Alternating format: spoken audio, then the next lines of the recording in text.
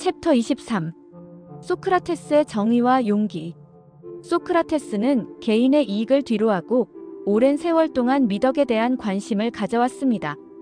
이는 그가 가족조차 돌보지 않았다는 사실에서 잘 드러납니다. 그는 자신의 철학적 신념을 지키기 위해 개인적인 희생을 감수했으며 이는 그의 용기를 잘 보여줍니다. 소크라테스는 정치에 관여하지 않은 이유에 대해 어떤 신의 음성에 따라 행동했기 때문이라고 설명합니다.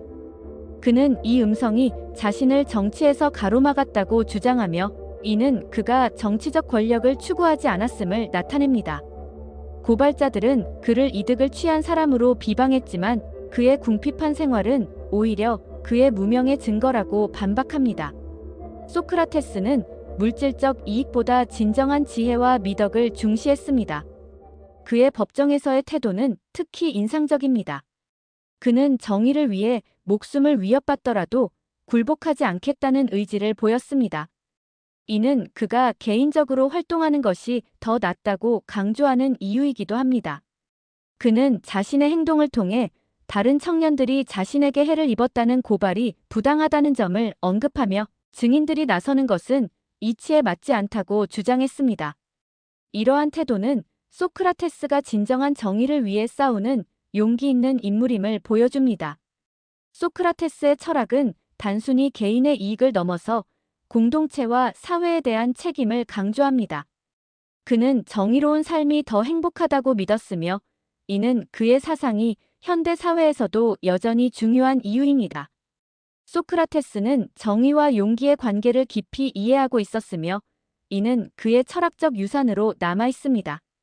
소크라테스의 사상은 오늘날에도 여전히 많은 사람들에게 영감을 주고 있습니다. 그의 정의와 용기에 대한 가르침은 우리가 어떻게 살아가야 하는지를 고민하게 만듭니다. 우리는 소크라테스의 철학을 통해 개인의 이익을 넘어서 더 나은 사회를 만들기 위한 노력을 해야 할 것입니다.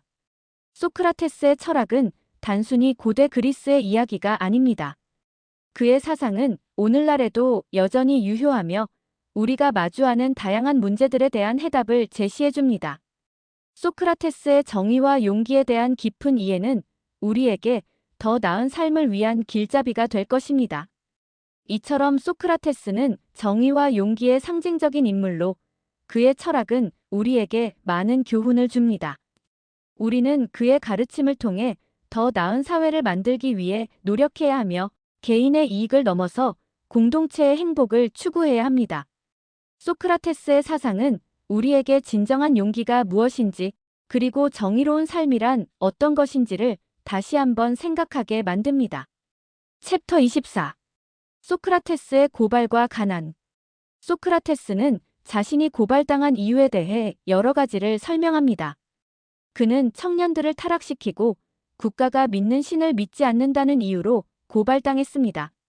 하지만 그는 이러한 고발이 단순한 명목에 불과하다고 주장합니다. 그가 고발당한 가장 큰 이유는 당시의 정치적 상황과 관련이 깊습니다. 펠로폰네소스 전쟁의 배신자 알키비아데스와 30인 참주들의 지도자 크리티스와 같은 인물들이 그를 고발한 배경에는 정치적 음모가 있었던 것입니다. 소크라테스는 자신의 사명이 무엇인지에 대해 깊이 고민했습니다. 그는 진리를 전파하는 것이 자신의 사명이라고 믿었습니다. 그는 불행한 이들에게 진리를 전하려고 노력했으며 이는 그가 단순한 인간이 할 수 없는 일로 여겨졌습니다. 그는 자신의 철학적 대화가 시민들의 미덕을 위해 헌신하는 것이라고 강조합니다. 이러한 헌신은 그가 가족조차 돌보지 않고 오직 시민들을 위해 살아왔다는 점에서 더욱 두드러집니다. 소크라테스는 자신의 가난함이 그를 방증하는 강력한 증거라고 주장합니다. 그는 자신의 조언이 보수를 위한 것이 아니었으며 이득을 취한 적이 없음을 명확히 합니다. 이는 그의 진실한 목적을 드러내는 중요한 요소로 작용합니다. 그는 고발자들이 원하는 증거를 제시하지 못했지만 자신의 가난함이 그를 방증하는 강력한 증거라고 주장합니다. 이는 그가 진정으로 진리를 추구하는 철학자라는 것을 보여줍니다. 소크라테스의 변론에서 가장 중요한 주장은 그의 철학적 신념과 인간 존재의 의미에 대한 것입니다.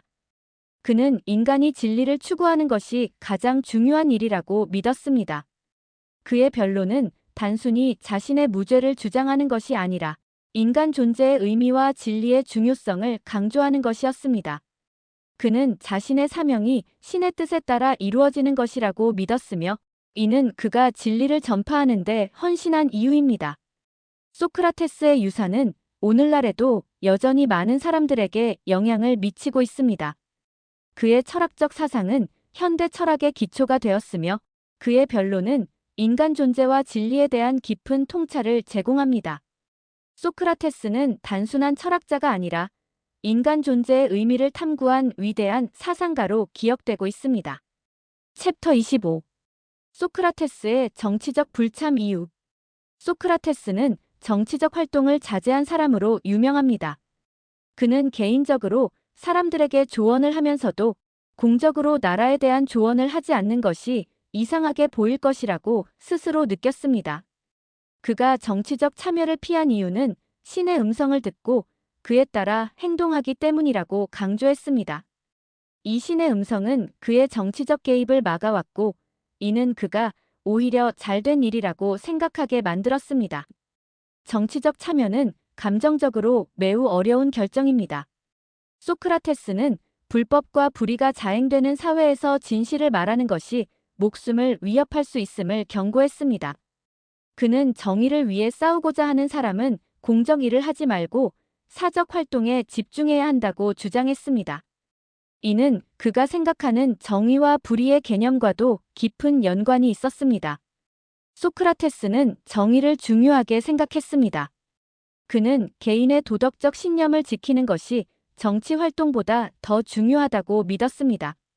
이러한 믿음이 그를 정치적으로 고립시키는 한편 그의 철학적 사유가 사람들에게 큰 영향을 미치게 만든 것입니다. 그는 정치적 불참이 오히려 더 큰 정의를 추구하는 방법이라고 보았습니다. 또한 정치적 참여를 통해 발생할 수 있는 위험성은 그가 여전히 경고하고자 했던 점입니다. 정치에서의 부정행위나 부패는 개인의 도덕적 신념과 상충할 수 있으며 이는 결국 자신의 정체성과 신념을 해칠 수 있습니다. 그래서 그는 죽음을 두려워하지 않고 굴복하지 않겠다는 의지를 분명히 하며 오히려 자신의 철학적 신념을 고수하는 것이 중요하다고 강조했습니다. 수많은 사람들이 소크라테스의 철학에 영향을 받아 지금까지도 그의 사상은 현대 정치와 사회에 많은 영향을 미치고 있습니다. 그는 민주주의의 한계와 정치적 무관심의 중요성을 잘 알고 있었으며 이러한 이해가 그를 정치적 참여로부터 멀어지게 했습니다. 소크라테스는 결국 자신의 철학적 믿음을 고수하며 죽음을 맞이했고 이는 그의 유산으로 남게 되었습니다. 소크라테스의 정치적 불참은 단순한 무관심이 아니라 깊은 철학적 사유와 도덕적 원칙에 기반한 선택이었다고 할 수 있습니다. 그는 개인의 신념과 도덕적 가치가 사회 내에서 어떻게 작용해야 하는지를 고민하며 자신의 삶을 통해 그 주제를 탐구했습니다. 이러한 그의 철학은 오늘날에도 여전히 중요한 논의의 주제가 되고 있습니다. 챕터 26. 아테네 법정에서의 소크라테스의 태도. 소크라테스는 아테네 법정에서 자신을 고발한 사람들에 대해 강력하게 반박하며 자신의 철학적 신념을 바탕으로 무죄를 주장했습니다. 그는 법정에서 아테네 사람들에게 자신의 반대 투표와 그로 인한 결과를 설명하며 정의와 법을 지키는 것이 얼마나 중요한지를 강조했습니다.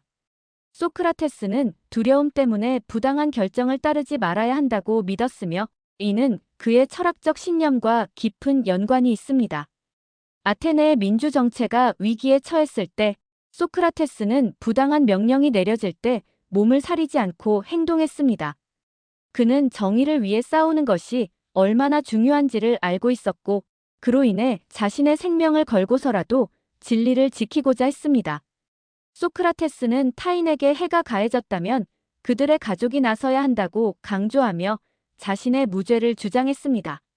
이는 그가 단순히 자신의 생명을 구하기 위한 변론이 아니라 더 큰 정의를 위한 싸움임을 보여줍니다. 소크라테스는 자신이 가르친 것이 없다고 주장하며 그에 대한 고발이 신빙성이 없음을 지적했습니다. 그는 자신이 진리를 탐구하고 사람들에게 질문을 던지며 그들이 스스로 진리를 깨닫도록 도와주었다고 말했습니다. 이러한 태도는 그가 단순한 교사나 선생님이 아니라 진리를 추구하는 철학자임을 나타냅니다. 소크라테스의 변명은 단순한 법정 변론이 아니라 그의 철학적 접근과 인생관을 드러내는 중요한 문서입니다. 그는 진리를 위해 싸우는 것이 얼마나 중요한지를 보여주었고, 이는 오늘날에도 여전히 많은 사람들에게 영감을 주고 있습니다. 소크라테스의 유산은 단순히 그의 사상에 그치지 않고 현대 사회에서도 여전히 중요한 의미를 지니고 있습니다. 소크라테스의 변명은 우리가 정의와 진리를 위해 어떻게 행동해야 하는지를 고민하게 만드는 중요한 텍스트입니다. 그의 철학적 접근은 오늘날에도 여전히 많은 사람들에게 영향을 미치고 있으며 우리는 그의 가르침을 통해 더 나은 사회를 만들어 나갈 수 있을 것입니다. 챕터 27. 소크라테스의 가족과 법정에서의 태도. 소크라테스는 아내인 크산티페와의 사이에서 3명의 아들을 두고 있었습니다. 그는 자신의 가족에 대한 사랑과 책임을 가지고 있었지만 법정에서 가족을 데려오는 것에 대해서는 다른 생각을 가지고 있었습니다. 소크라테스는 자신이 법정에 서게 된 이유와 그 상황에 대한 진지한 사고를 했으며 자신의 가족을 법정에 데려와 무죄를 호소하도록 요청하지 않았습니다. 이는 그가 아테네 시민으로서의 존엄성과 철학적 원칙을 더욱 중요하게 여겼기 때문입니다. 법정에서 소크라테스는 자신의 고집이나 아테네 시민에 대한 존중 부족을 문제의 원인으로 생각하지 않았습니다. 오히려 그는 자신의 명성이 여러 면에서 다르다는 점을 인식하고 있었고, 미덕을 가진 사람들이 부끄러운 행동을 하는 것은 수치스럽다고 주장했습니다. 이러한 생각은 그가 가진 도덕적 기준을 더욱 확고히 하고 있습니다. 그는 법정에서 무모한 행동을 하는 사람들을 보면서 그들이 죽음에 대한 두려움으로 인해 영원히 살 것처럼 행동한다고 비판했습니다. 소크라테스는 법정에서 다소 비인간적인 상황에 직면하면서도 자신의 철학적 원칙을 지키고자 했습니다. 그의 태도는 단순히 개인적인 고집이 아니라 철학적 원칙과 인간성에 대한 깊은 고찰의 결과였습니다. 그는 법정에서의 경험을 통해 그 당시 아테네 사회가 가진 문제점을 드러내었고, 이는 현대 사회에서도 여전히 중요한 주제입니다. 사람들은 종종 두려움에 사로잡혀 비합리적인 판단을 내리곤 합니다. 소크라테스는 이러한 점을 지적하며 우리에게 중요한 교훈을 주고 있습니다. 챕터 28. 아테네의 정의와 재판의 원칙. 아테네 사람들은 정의를 단순히 법률에 따라 판단하는 것이 아니라 사회의 도덕적 기준과 연결지어 생각했습니다. 그들은 자신의 행동이 국가의 명예와 직결된다고 믿었으며 이는 아테네의 시민으로서의 책임을 강조하는 중요한 요소였습니다. 아테네의 정의는 개인의 행동이 공동체에 미치는 영향을 고려하는 것이었습니다. 따라서 아테네 시민들은 자신의 행동이 국가의 수치를 안겨줄 수 있다는 점을 깊이 인식하고 있었습니다. 1. 아테네의 재판 원칙. 아테네의 재판은 단순히 감정적으로 판단하는 것이 아니라 법률에 따라 공정하게 이루어져야 한다는 원칙이 있었습니다. 배심원들은 법률을 준수하며 정의를 실현하기 위해 노력해야 했습니다. 이러한 원칙은 아테네의 민주주의 체제에서 매우 중요한 역할을 했습니다. 배심원들은 법률에 따라 판단해야 하며 이는 정의를 실현하기 위한 필수적인 과정으로 여겨졌습니다. 2. 소크라테스의 변명과 아테네의 가치. 소크라테스는 자신의 변명에서 아테네의 가치와 정의에 대해 깊이 있는 논의를 펼쳤습니다. 그는 아테네 시민으로서의 책임을 강조하며 자신의 행동이 아테네의 명예를 해치지 않도록 노력해야 한다고 주장했습니다. 소크라테스는 아테네의 민주주의 체제를 비판하면서도 그 체제의 중요성을 인식하고 있었습니다. 그는 아테네의 시민들이 도덕적 책임을 다해야 한다고 역설했습니다. 3. 배심원과 법률의 관계. 배심원들은 법률에 따라 판단해야 하며 이는 아테네의 정의를 실현하기 위한 필수적인 요소입니다. 소크라테스는 배심원들에게 감정적으로 판단하지 말고 법률에 따라 공정하게 판단할 것을 요청했습니다.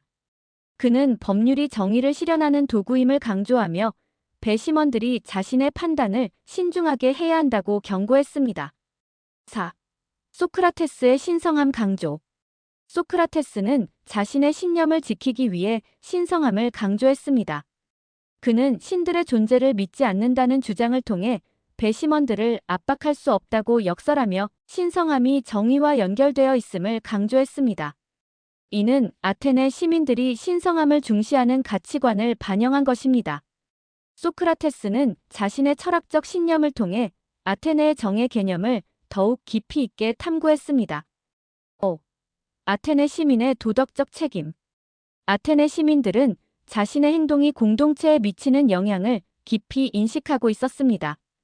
그들은 명예롭지 않은 방식으로 행동하는 것을 부정적으로 여겼으며 이는 자신의 맹세를 저버리는 것과 같다고 경고했습니다.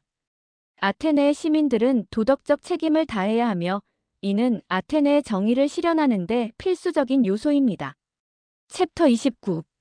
소크라테스의 신들에 대한 믿음. 소크라테스는 신들의 존재를 믿지 않는다는 주장을 부인합니다. 그는 아테네 사람들과 동일한 믿음을 가지고 있으며 자신이 신들을 믿고 있다는 점을 강조합니다.